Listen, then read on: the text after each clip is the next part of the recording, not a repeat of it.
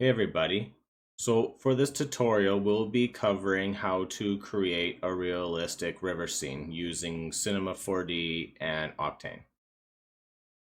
We'll go step by step on creating the base of our landscape and then go through and establish a little bit of our beach and then create a wet riverbed.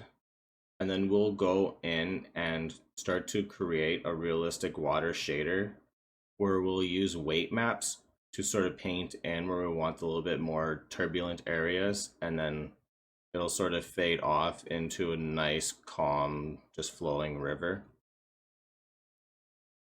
The river will also include some scattering so we can fake the depth in it, as well as using the dirt node to sort of create some little bit of like foam feel around some of the elements in the river itself.